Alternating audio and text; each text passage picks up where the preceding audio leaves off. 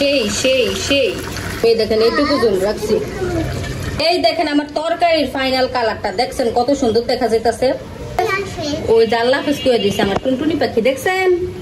আসসালামু আলাইকুম, সবাই কেমন আছেন? আশা করি সবাই ভালো আছেন। এইদিকে কিন্তু আমি মশলার ভিতর টমেটো দিয়ে কষাইতেছি, পাঙ্গাস মাছ রান্না করবো, সেজন্য এই পেঁয়াজটা বাজার কালে কিন্তু একটু বেশি ভাজা হয়ে গেছে। ওই দিক দিয়ে আরেক সর্বনাশ ঘটছে আমার, সেজন্য ওই দিক ঠিক করতে করতে এই দিক দিয়ে দেখি আমার পেঁয়াজ মানে পুরো না একবারে খয়েরি কালার হয়ে গেছে। সমস্যা নাই, এটা খাওয়া যায়, একবারে পুড়ে গেলে আর কি খাওয়া যায় না। এখানে আমি জিরা বাটা আর রসুন কুচি পেঁয়াজ কুচি দিছি, রসুন বাটা না জিরা বাটা, রসুন কুচি পেঁয়াজ কুচি দিয়া ভাজা ভাজা করে তারপরে মশলাটা দিয়া হলুদ মরিচ লবণের গুঁড়ো এগুলো দিছি, সামান্য একটু পানি দিছি, এখন টমেটো দিছি, দিয়ে কিন্তু ভালোভাবে কষাইতেছি। দেখেন কালারটা একবারে সেরকম। এইখানে কিন্তু এই যে এই মাছ দিয়ে রান্না করবো, পাঙ্গাস মাছ দুইটা পিস আছে, আর এই যে অর্ধেক মাথা আছে আর লেজ আছে। এইদিকে ভেন্ডি ভাজি করছি, খুবই করকরা করে ভাজি করছি, কড়া ভাজি। ক্যামেরাতে ভালোভাবে কড়া দেখা যেতেছে না, কিন্তু ভাজিটা খুবই সুন্দর হয়েছে। সর্বনাশ ঘটাইছি কি, এই যে দেখেন এটা কি করছি দেখছেন, ভাত আমার করে গেছে ঠিকা দিতে যায়। আরো অনেকগুলো পড়ছে, এগুলা না আরো অনেকগুলো পড়ছে। উপর থেকে কিছুটা আমি নিয়েছি, আর এগুলা নিচ থেকে আর কি এগুলো নেই না। উপর থেকে যেটুকু নেওয়া যায় ওইটুকু আর কি নিয়েছি। এইদিকে কিন্তু আমার মাছগুলো করার জন্য মশলাটা কষানো হয়ে গেছে। এখানে দিতে হবে ঝোল, আর টমেটোকে ঝোল দেওয়ার আগে একটু গালা গালা করে দিই আমি,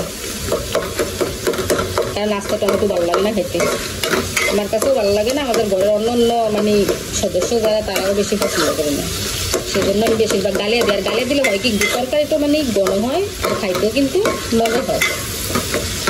এ দেখছেন কত ঘন হয়ে গেছে গিয়ে, ঝোলটা কিন্তু আমি দিয়ে দিছি। আর এই তরকারি রান্নাটা কিন্তু প্রথম থেকে ভাবছি যে ভিডিও করবো, পরে ভিডিও করা হয় না। ওই দিক দিয়ে আমার ভাত করে গেছে, এদিক দিয়ে আবার পেঁয়াজ পুড়া যেতেছে, সেজন্য তাড়াহুড়ার জন্য কিন্তু প্রথম থেকে ভিডিওটা করা হয় না।